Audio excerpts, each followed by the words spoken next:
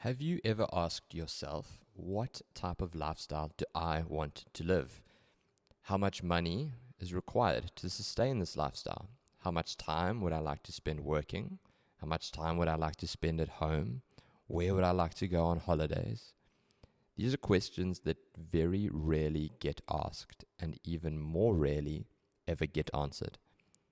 On this episode, I've got Vic Naidoo, who has already had an extensive career in broadcasting. At the moment, he is an East Coast radio DJ, a host of his own show from 12 to 3, Monday through Friday. He has been a newsreader on live television on the likes of ENCA and a DJ on national radio stations such as 5FM and most recently now East Coast Radio. My takeaway is how Vic has actively designed the lifestyle that he wants to live, and he has defined what success means to him. If you can answer these two questions for yourself, that's going to dramatically improve your chances for success and designing the life that you want. Enjoy, share, subscribe, follow the show, and I will chat to you soon. Vic Naidoo.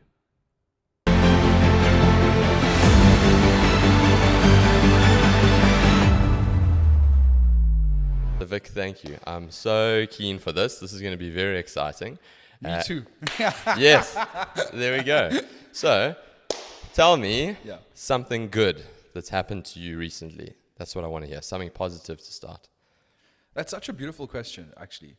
So recently I've been going through a thing where, and I think we often do this as people, you question yourself. Are you doing something great with your life? And I got a message from my boss the other day, and he had sent this message in a WhatsApp group, and just asking us, like, what was the highlight of your month? And very cool. I couldn't think of what the highlight of my month was. I just couldn't. I think it goes back to me maybe being hard on myself. And I sat there and I pondered, and I was left speechless. And then the next day I was like, surely there's something that I did on air this month that I would be the highlights of my month. There must be. And I couldn't think of anything. And I was at an outside broadcast last week, and this lady comes up to me. She's like, "Are you Vic Naidoo?" I'm like, "Yeah." And she's like, "I need to talk to you." So I'm like, "Oh, here we go. Someone's going to tell me I said something wrong. I offended them in some way."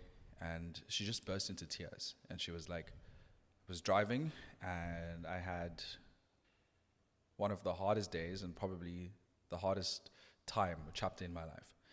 And she said to me, "You mentioned the Bible verse on your show, Jeremiah 29 verse 11. You're Christian." So I'm like, "Yeah, I'm Christian, but I'm also spiritual and religious. But I often take things from everywhere." And she's like, "In that moment, you spoke to me, and I was like, this was the end for me." And she was like, "It felt like you were sending me a message. God was sending a message through you to me." And I just had goosebumps, and she burst into tears, and I was almost in tears. And I was like, "Can I hug you?" And I said to her, I was like, "You have no idea how I needed to hear that, because I wasn't sure if I had made a difference this month or if I'd had a highlight. And you're probably one of the highlights that I'll always remember. And it reminds me again of why I do this. For someone like you who felt that you weren't heard or seen, and I made you feel heard or seen. And in your moment," and she said to me, she's like, "I didn't think I'd ever see you or bump into you to tell you this, but I just want to let you know that." She said she wasn't even listening to the station anymore. And she heard that, and she heard me, and it brought her back. And she felt so heard and seen. And then I was reminded again of why I do what I do. And I was very proud of myself in that moment. And it also reminded me not to be so hard on myself, because you never know how you make a difference in people's life, even in the smallest ways. And it was me just citing a Bible verse that resonated with me. And that day I felt, someone needed to hear it. And it's so weird how it worked that it happened that way. And I had mentioned this verse, and she was going through the most in her life. And that small thing gave her a sense of hope, a sense of living, that she wasn't alone. And I think that for me was a really good moment. And this happened last week. Sure. On the back of not knowing what a highlight for the month was. That's an unbelievable story. And isn't it funny how also she came to you saying that the difference that you made and how she needed to hear your message, and then at the same time you happened to be in a similar space where you needed to hear that from somebody else. I have goosebumps thinking about it now, but that's exactly what it is. Yeah, see, that's a very cool story. So just to give some context to me and to the listeners, what was life like growing up for you? Tell me a bit about your childhood. What's led you to where you are now today? I think, your childhood, it definitely has an influence on who you become as a person. And I think early on for me, I was forced to grow up very young and be independent. And things were never easy. I grew up not knowing who my dad is. I had never met him. And when I had relocated to Durban for work, it was a very difficult time for me because I knew that he was from here. And being on such a public platform, I knew that the chances are that he would know who I was because you think, Yeah, exactly.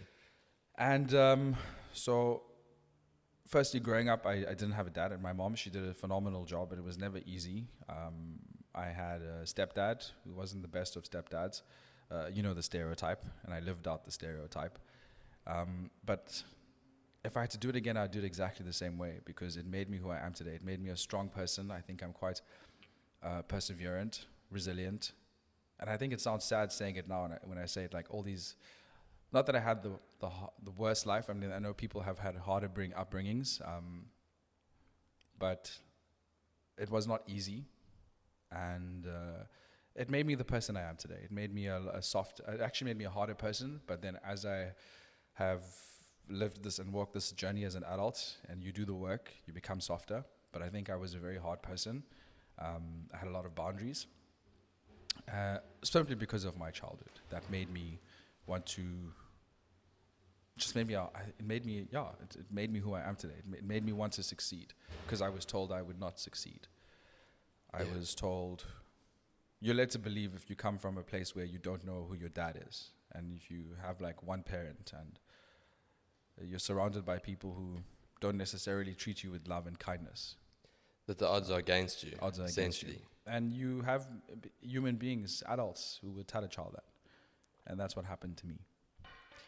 It's amazing, though, how the success of an individual is dependent upon how you frame something.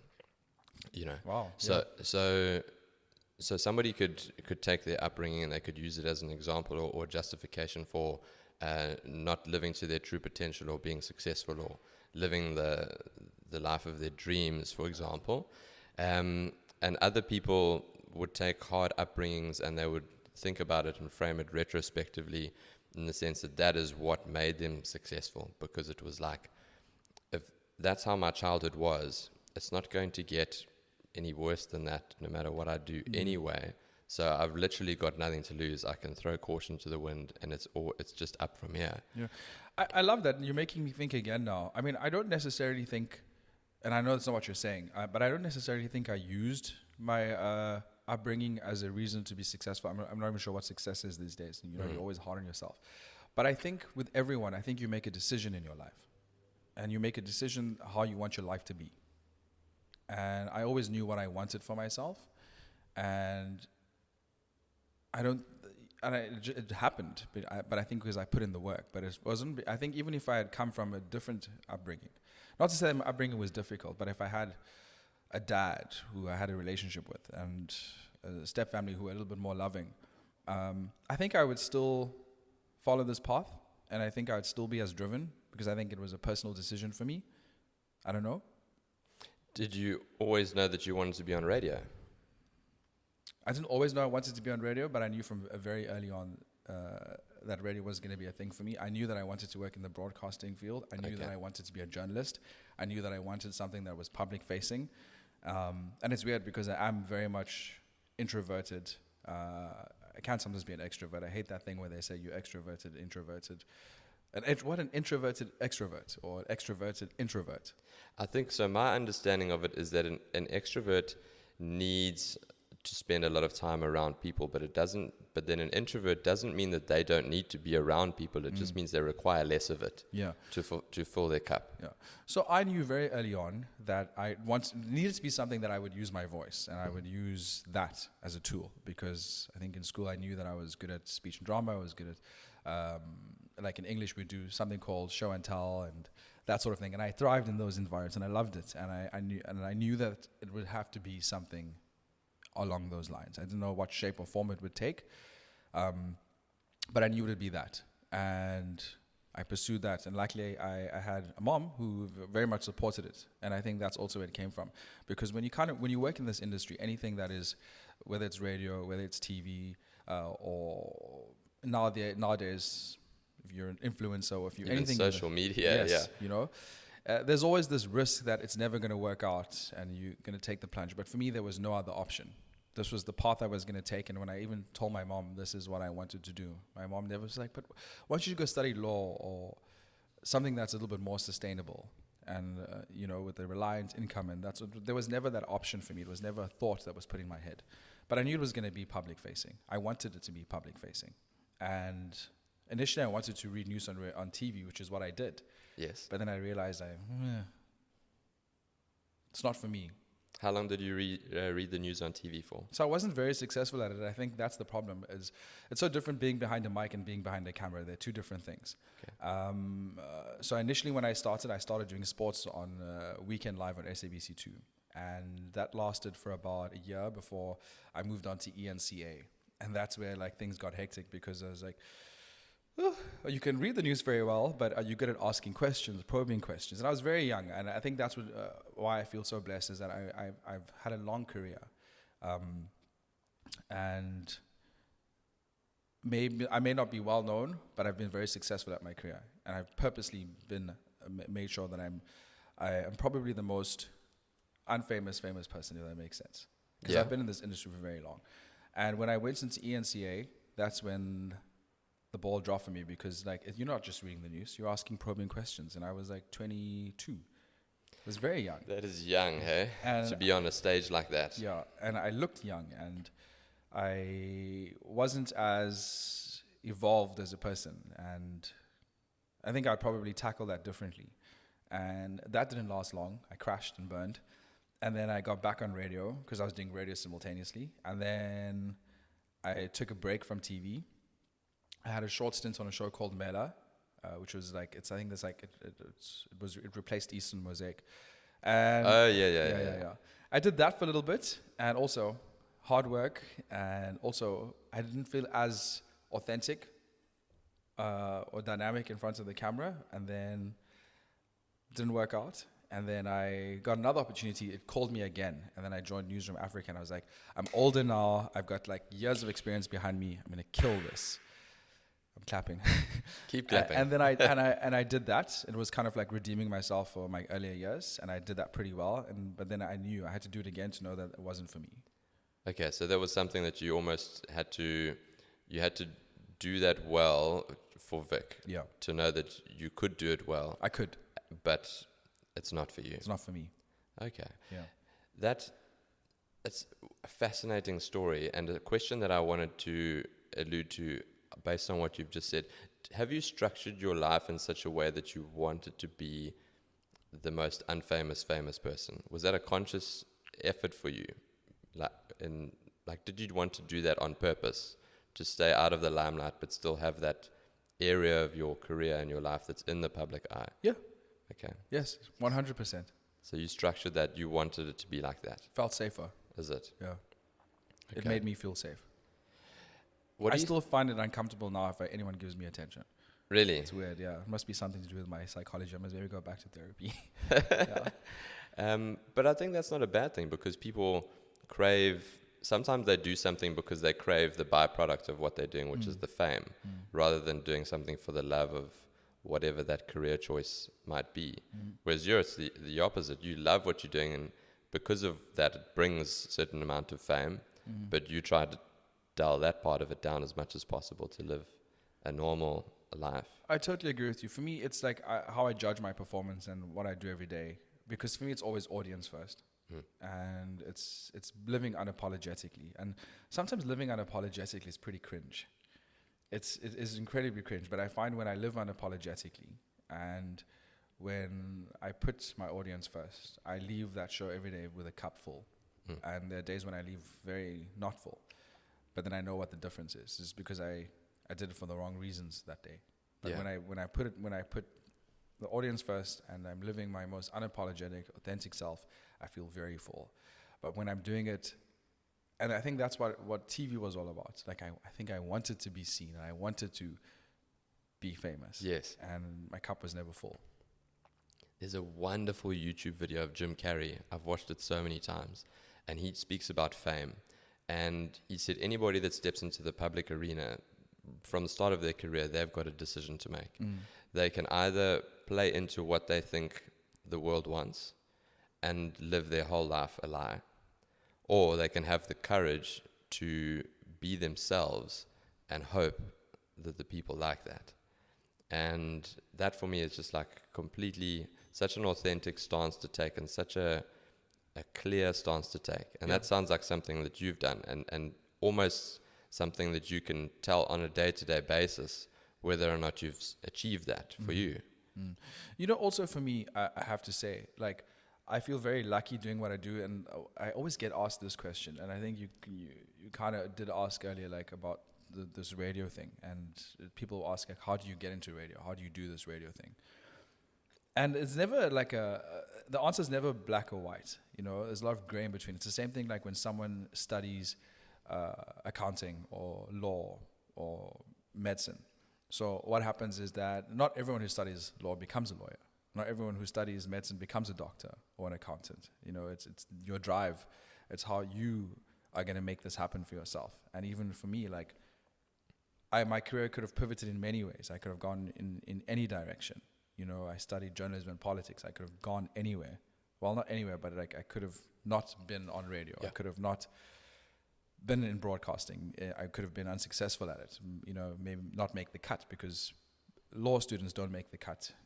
Accounting, they don't make the cut sometimes. You know, they take a certain amount of people. And I think it's very similar to me. It's not that you don't make the cut, but like, do you have the drive to get this done?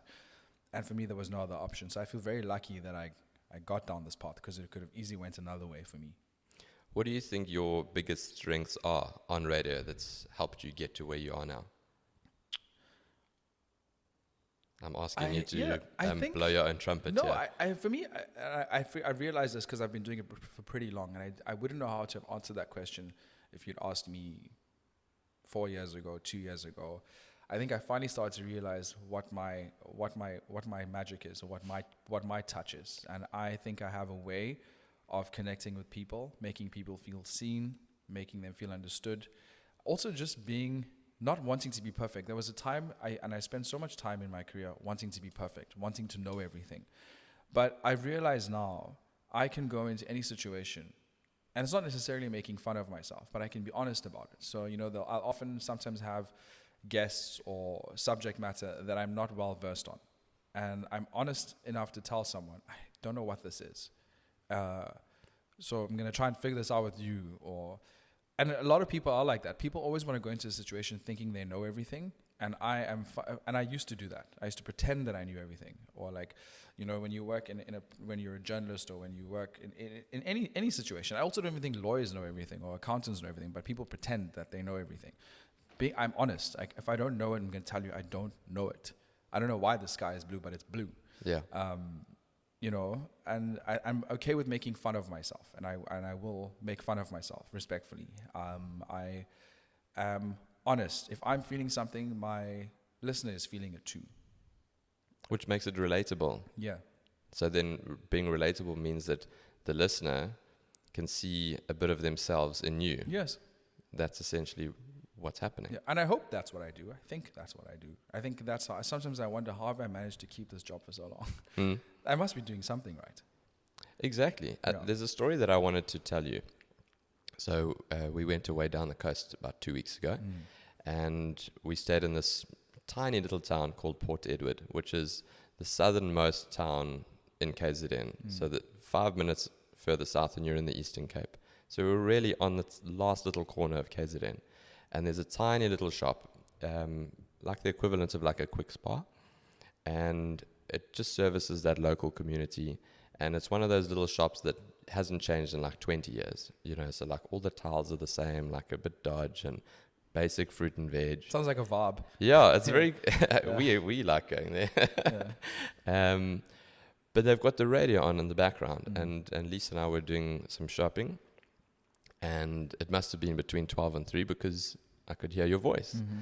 And I thought to myself, that is such a cool thing that here we are, 250 k's away in this tiny little town on the corner of the province, and not just me, but all the staff that work there, the management, anybody that goes into that store between 12 and 3, and those people listen to you every single day. And I thought to myself, I wonder if you ever stop to think about the reach that you have. So do you? I don't, because I think it would give me so much anxiety. Really? But I do sometimes realize it. Like it'll be like in the middle of the night, I'm like, actually, the KZN is a pretty big province. And even before that, my previous job at 5FM Suit was a national platform. And I don't think about that because I think it would like give me stage fright. I don't know. You don't think about that. Yeah. You know, I don't. But one thing I always think of when I put that mic on is as long as one person hears my message, I'm happy. It doesn't, as long as one person. And like, for instance, you, and if you've taken something away from it, I don't care how many people listen. And as long as I have somehow made someone feel heard that day, something that they've taken something away. Is that what drives you every day? Is that what motivates you? You One person. One person. Yeah. One person. And then when destiny or serendipity or whatever and those stars align, and then that one person, like that lady from earlier, gets to meet you and tell you about that story 3 weeks ago, a year ago, whenever. Yeah. That must be incredibly fulfilling. Yes. I think that's why I do it. Yeah. If somebody had to, let's say we do a behind the scenes, a day in the life of Vic, what would they see? Okay. I love sleep. Yeah. You know this. I mean, I try and get like my 9 hours. By the time I wake up, I think I'm very lucky with my current setup because I've had different schedules. I mean, there's one stage I used to wake up at 3 o'clock in the morning for work. Now I kind of enjoy that I only work at midday. So I take it easy. I'm enjoying this.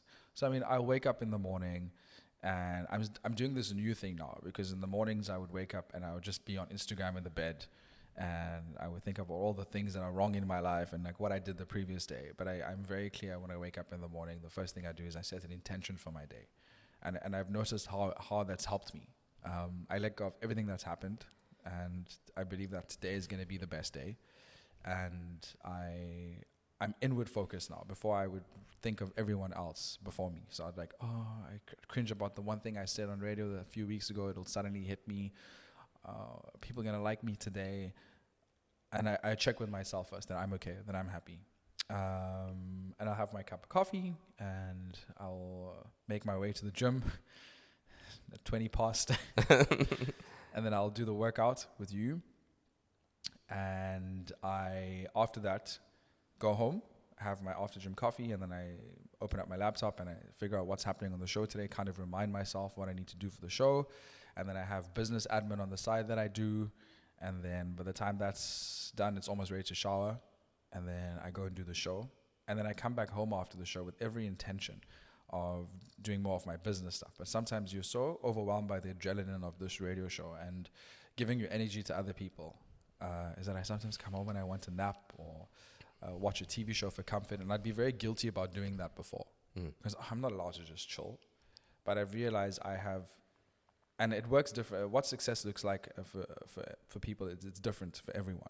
Exactly. And for me, I'm okay with coming home after a radio show and having an hour nap and feeling lazy or watching my favorite TV show. That's how I've designed my life. That's how I've built my life. I've built my life in comfort. And it's okay to stop feeling ashamed for how I'm living my life. And then I'll do that, and then I'll make dinner, and then it's like my self-care routine, and I'll think about what's going to happen on the show the next day. Sometimes I will also listen to the show to see where I can improve. And yeah, I keep it very simple and easy now, because that for me is what's important for my mental well-being, my overall health and well-being, and I'm learned to stop feeling guilty for creating a life on purpose that I did. Yes, That's comfortable. You've done it intentionally. Yeah. You've decided, which is something that very few people do, by the way. Hardly anybody actually, everybody will tell you what they don't want. And this is something I learned from an earlier episode with Grant Gavin, which I'll include in the show notes. But take your attention and focus away from what you don't want. People always know what they don't want. They don't want to be poor. They don't want to do this. They don't want to be fat. They whatever. But if you ask them, what do you want? Actually, very few people can answer that question. And that's the first stepping point. That's the first checkpoint for self-improvement and living a life that you want to live. And you've done that by the sounds of things very well. You've looked at it and said, okay, this is the type of life that I want to live. This is how much I'm going to need to make to satisfy that lifestyle. This is how I want it to work. And you've gone about your business. Totally. I love comfort, and like that's what I've done. I've made sure my life is as comfortable and easy and nice as possible. And success looks like different things for other people. Some people may need to work like 12, 13 hours a day. They need to wake up at the crack of dawn, and they constantly need to be on the go, and they constantly need to be hustling. For me, that is not success. And there was a point where where I was working really hard. I would work from the crack of dawn till dusk. And am I saying that right? I don't know. Yeah. But I would. But I don't need to do that anymore. I don't want to do that anymore. What is Vic Naidoo off air like? What is he like compared to the Vic Naidoo that's on air? It depends on what day you're getting me, because sometimes I can still be like the life of the party, and then sometimes I just want to be left alone. You know, when you give so much energy on I think any job, it doesn't matter what you call it, like what title it is, but any job that's like where you're dealing with other people, you know, whether you're a doctor seeing patients every day, or you are HR, or you know, you're public facing, people facing, you're left very drained by the end of that, you know. So sometimes it depends. Some days I'm just like, don't talk to me, I don't want to engage with you. And then there are days where I'm just like, I'm happy, I want to make you happy today, and I want to be the life of the party, and I want to joke, and I want to. So yes. So a bit of both. A bit of both. Does that make me sound bipolar? No. No, it doesn't. I think one of the biggest misconceptions for me, for people that are in a career that's public facing and people facing, is that you have to bring certain elements of your character and personality to the foreground to do the job to the best of your ability. It's in radio, that's 100 times on scale compared to what I do here, but it's the same principle. And then what tends to happen sometimes is people get the misconception that is your whole personality. That is so spot on. When that is actually only just a part of your personality that you bring forward for that period of time, and then you withdraw and you go back into your own personal space. And people often have said to me in the gym when I've told them something about my personal life, and they're completely shocked. And they're like, oh, wow, I didn't know that you were like that. I said, well, that's okay, but remember, you're only seeing one side of me. Yeah. And then on radio, it must be tenfold. Definitely. At one point, I used to think people, like friends, would only invite me out because they thought I was going to be the life of the party. They always thought that I was going to be high energy. I was going to give them that experience, the Vic experience. And the older I got, I realized, no, I don't have to give you the Vic experience, because I'm left empty afterwards. I'm left depleted. So I had to start having real and honest conversations with people close to me. And you're not going to get the Vic experience all the time. I'm not here to be the life of the party. I'm not here to be your entertainment. Yeah. And so now my friends, I have the right people in my life who know that. They know that I'm not the same person you're going to hear on air. I'm not always going to be fun. I'm not always going to be high energy. Yeah. I can also just sit back and chill. I don't have to perform. Yes. Yeah. You're not somebody's performer. There's lots of other aspects to Vic's character. Yeah. And I used to have a lot of people hanging out with me because they thought I was going to perform. Entertainment value. Yeah. So it actually sucks. It when I does say suck. it back now. Yeah. Yeah. It's also hard to decipher at the time, though. It's almost kind of in retrospect, you look at it and you can see as you get a bit wiser, okay, I actually see now what was happening there, and then who was hanging out with me because they loved Vic and all of Vic Naidoo, and who wanted the performer Vic. Fascinating. It's such an amazing journey, this journey of self-discovery. And I think it's an ongoing journey, right? Because I'm having this conversation with you, and I'm feeling enlightened, and things are coming to the surface. But like, again, then I'll be even more enlightened next year. And this is what I love about when you go on this journey with yourself. Is like, and one thing I've also learned is I used to cringe about the old versions of me, but now I have compassion for those versions of me, and I love those versions of me. But I love this version of me too. I miss those versions of me, but I love this version of me too. And I just figured out your life goes a certain way, and there's no point in regretting anything. It's just about what are you going to do now to move forward? How are you going to enjoy this moment? And I think it's a beautiful thing. Even the messiest versions of yourself. Yeah, because that contributes to who you are today. Yep. It's not just the good things that have made you who you are. It's decisions, mistakes, learning curves. So that might not even be considered mistakes. They're just learning curves that have said, okay, maybe that's not for me, or maybe I should rather do it like this next time. And that's how you grow and become a more rounded person. Looking at the features on your show, so you've had things like Treat Yourself Thursdays.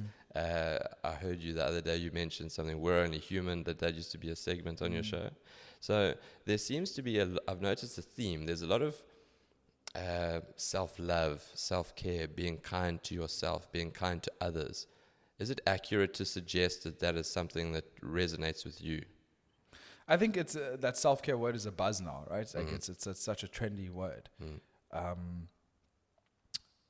I wouldn't necessarily say it resonates with me, but those sorts of features allow me to be authentic. And I think it also allows people to be a little bit more comfortable with themselves. For instance, like that Treat Yourself Thursday thing. It's about literally indulging yourself. And people love to indulge themselves. The one thing I've learned is people love to talk about themselves, and people love to indulge themselves. I love it. I love it. And if I like it, I'm hoping someone else does. And it turns out they do. We're Only Human, and some of the other things that I've done on the show. It's just about having some fun with yourself, being honest with yourself. Like we all have embarrassing moments. We're all human. We all do silly things. And I think I use those things in a way to tell stories, because that's more what I like to do. I like to tell stories, and I use those sorts of features to be able to tell and connect to you with a story. Okay. So I'm going to ask you to tell me a story now then. So what is the most craziest thing that's happened to you live on air? Can you remember something? Oh, so many things have happened to me. I mean, okay, it depends. Like, I can go through it all. Like, I remember in the very early on, like I always wanted to stand out, and I was screaming for attention when I was doing this radio thing. I remember I got my first Brazilian live on radio. Like, they waxed everything off. That was pretty nice. And ever since, I haven't stopped. If you're wondering now, I haven't stopped. Continued grooming because of that experience. Nice. And that was really nice. I highly recommend Brazilian wax. It's really good for you. I'll take your word for it on that one. Wildest things that have happened to me on air. Like when you have a career that spans so long, I actually have to start writing down things that have happened. I don't know if I want to say this here, but I will. I think I mentioned to you earlier about my not knowing who my dad was. Mm-hmm. And I decided when I'd left 5FM and I'd moved to East Coast Radio, I wanted to be able to connect with my audience, and I wanted to share more of me because I was holding back a lot. And I'd shared the story about not knowing who my dad was. I thought it was a very vulnerable moment for me, and I went on and I spoke about it. And I was like, I'm going to tell you a little story about me, and I told the audience about not knowing who my dad was and how hard that was for me, because I think for a lot of the time I did grow up with regret, thinking maybe my life would have been different. And I know I said earlier I wish things weren't different. I'm happy the way it is, but you always have that moment in your life where you're like, maybe things would have turned out different for me. Maybe I would have been a little bit more mentally stable, and just things would have been different in general. And I've always wondered what it would have been like to have the love of a father and many things, and I was quite honest with that journey. And I found out I have a stepsister. I found a lot of closure in that moment. So, when she had heard the story, she'd reached out to me, showed me a picture of what my dad looked like, because I'd never known what he'd look like. So after 30 years of life, I'd finally seen what my dad looked like. And that was a very big moment for me. Knowing that me being so vulnerable, sharing that story kind of gave me closure for the things that I needed. So that was a big moment for me as well. Were you glad that you did it in hindsight? Are you glad that you Yes. did that? Yes. It was a full cycle moment for me. That's very powerful, eh? Yeah. And I think that stems to being authentic and being unapologetic. Part of being unapologetic also means that you have to be vulnerable. Yes. And vulnerability sucks sometimes. I think Brene Brown talks about it, and she calls it vulnerability hangover. Oh, yeah. So, I'm reading a book from her at the moment. Yeah. She's very good. and she managed to label what I feel. I didn't know there was a word for it. Mhm. But there are times, you try and live this authentic life, and you expose yourself, and you vulnerable, and you unapologetically you. But then you go home afterwards, you're like, oh, should I have said that? What are people thinking? Yeah.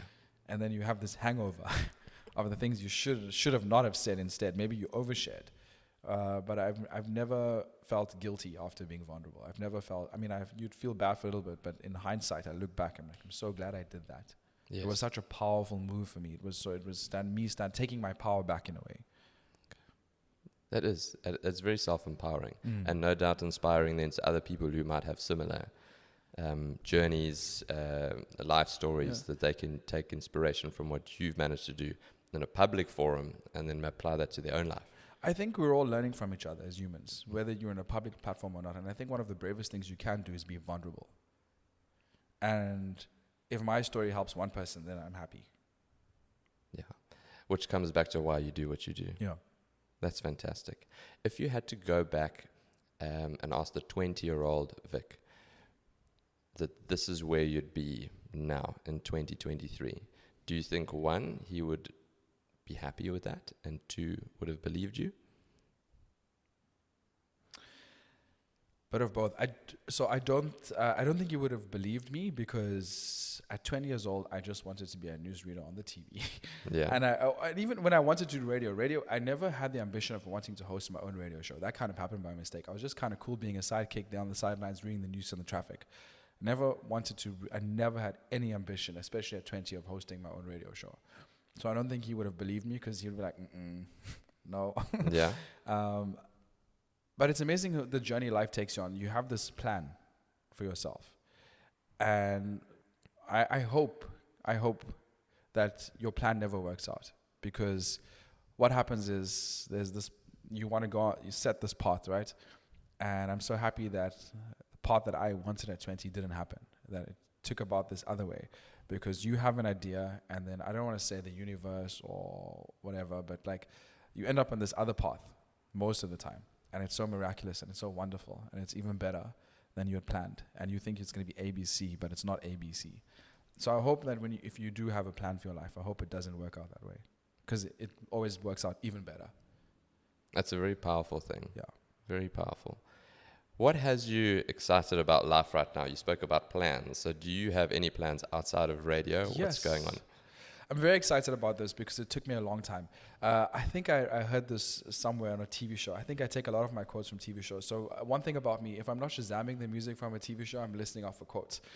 And it was this one quote, I think it was the most bizarre show ever. It was some reality show. And they said, I actually have to figure out what that reality show is. I'll come back to it. But those who don't take risks don't drink champagne, or those who take risks drink champagne. And I thought it was such a beautiful thing. So I'm learning a lot now in my life, maybe because it's maturity and it's experience. I'm so okay with taking a risk, and I never took risks before, and I find myself taking a lot more risks with myself, and I figured like 5 years is gonna happen anyway, but what am I gonna do in the 5 years when I get there? So I'm trying to pivot more, and I'm focusing more on businesses, and that's where I am. And I'm using a lot of my own personal money to build businesses, and that's where I am right now. And if in 5 years' time, if none of those businesses work out, I'm okay with it, because at least I did something in these last 5 years. I'm not going to wonder, and that's my hardest thing. Is like I wish I had done it sooner, but everyone has their journey. But I don't want to be a 5 years from now not having tried, because everything that I've tried has always worked out. But I tried, and I took a risk. I took a risk on myself when I did this job. I took many risks, and I realized I can take more risks. the worst thing that'll happen is that, actually, what's the worst thing that's going to happen? At this point, nothing can happen. Yeah. Bad. Exactly. And also to have a balanced approach on life, you have to ask yourself, we're always going to ask ourselves, what's the worst that can happen? Because we're biased to being negative, negativity bias. But then to balance that argument, you've got to then also ask yourself, what's the best thing that can happen? I love that. And if you're going to ask one, you have to ask the opposite, right? And then you can weigh the two up against one another. Am I prepared to put up with the worst case, which almost never happens, but if it does, can I put up with that? And would I love what would happen if the best thing happened more than hating what happens if the worst thing happens? Exactly. And that's what it is. And I think also, just by nature of me, I'm not talking from everyone, but I find my experience as a human, I can be quite lazy. I can make a lot of excuses for not getting things done. But I've also learned now is that I'm doing my own thing and it's in my own time. And if I don't feel like doing something today, that's okay. I'm not going to beat myself up about it. I will get it done. And I know when I get it done, I feel really good about myself. So I'm doing things at my own pace now. I'm not rushing. And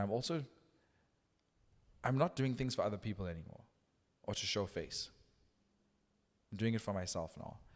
And I also know that I've been lucky to have this career for very long, but I know I need to pivot.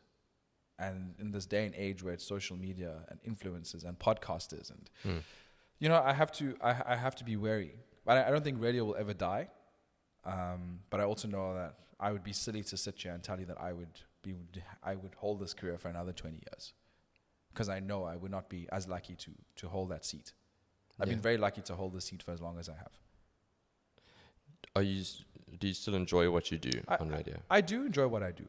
I love what I do. My best part about it is connecting and telling stories and listening to people's stories. And there's something I can't explain to you is when you are on air and I have a talk piece and it's just a random topic and then your audience engages with you and they send you WhatsApps and they call and you're having these conversations with people that you've never met. They listen to you and it sounds like you both are the best of friends because they engage, they hear you and I think they know parts of me and I'm talking to this person for the first time and it's so wild. You'll never do that at a restaurant or at a coffee shop. Someone sitting across from you. Hi, having a conversation and you're having a conversation with people that you've never met. You don't know what they look like. And, they reach out and we're engaging. There's something so beautiful about that. I don't know what it is. And I love that. I wish I was a little bit more, I wish I could explain it more in a more succinct way, but there's just something so beautiful about that. And that's I think why I love it so much. And I think one day when I'm not doing radio, when I'm not on air, I would miss that the most. I'd miss that connection, that there's just this adrenaline rush when someone hits you on the WhatsApp line or calls you on air and you're having this conversation about the most random thing and it's laughs and it's joy and you're creating content. It's wonderful. And I think I'll miss that. You've got an opportunity in your other ventures to still continue telling your story, but just in a different way now. Different way. That must also be quite exciting for you. It is exciting. And I think I'm more prepared for it now. Now I deal with a customer. And they want to exchange because it's a wrong size. And this is a weird thing. I have an online store, and it's picking up now because I'm finally taking risks and I'm investing more. And it's bizarre, like when you run a clothing store, like people are they're convinced they're like a 32 waist, and they're not a 32 waist. They're a 36 waist, but they will insist on buying the 32 waist. And they will give you all these reasons as to why it's not fitting. Oh, but like this particular brand 32 waist fits me, and it's so bizarre. All of this fits me, and like they say, like, why is this not fitting? And like, then you're like, oh, you got to deal with you still deal with people, and you got to hold yourself in because the customer's always right. Oh, okay, we'll size you up for free, and I'll cover the courier cost. But I'm like, it's weird. That's the one thing I'm learning now. Like people will always buy 2 sizes smaller. They are convinced that they're 2 sizes smaller than they actually are. So also what I've started doing now is when a customer orders something, I'm just going to go a size up and send it. That's an amazing way to finish it. We've brought it full circle from how you started your whole career, everything in between to now what you're looking forward to in the future. So just for the listeners, where can people find you if they want to grab some of your clothes as well online? I'll include it in the show notes, but where can they find you? It's bomass.co.za. Yeah. Very cool. Yeah, that's where it is. Okay. bomass.co.za. It's Okay. growing and it's doing well now. But I think I took a risk in the beginning. Like it was kind of like I had this idea and had this dream and I was playing around with it and I was like, I'm gonna put a little bit of money in it and like not fully invest and like, you know, it's nice just to say I have an online store. But then at some point you realize I have to make this work. I want to make this work, not because I want to make money and I want to make it work because I think when something's been planted in your heart. And it's been in my heart for so long. There's a seed that was planted, and I believe that you owe it to yourself to water that seed. So if you have an idea, if there's something inside of you, it's not just there. You have to fulfill that. You have to do it. You owe it to yourself. You don't want to live a life of regret. And I believe people end up living a life of regret when they ignore that thing that's in your heart. And you can't deny when something's in your heart. You know, you wanted this podcast. It was a seed that was planted, and you have to fulfill it for yourself. Whether it's a success or not, you owe it to yourself. That's a beautiful way to finish. Yeah. Vic, thank you. Thank you so much for your time, taking the time to come and chat. I've thoroughly enjoyed chatting to you. I could talk more. I know, Yeah. I could too. Yeah. I could too. And that's funny. When you work in radio, people have this perception that you love to talk. Yeah. I'm not a very talkative person. I like to listen. I think that's another thing. I listen a lot. I think it's very important to listen. I think that's what makes people good conversationalists. They've done research on it, where the best conversationalists and the best perceived conversationalists are the ones that are actually, that they say less. But when they speak impactfully because they've gathered information, because they've listened to what everybody else has had to say. Some of my best radio shows have been me just sitting back and listening and letting the audience create the content. Fantastic.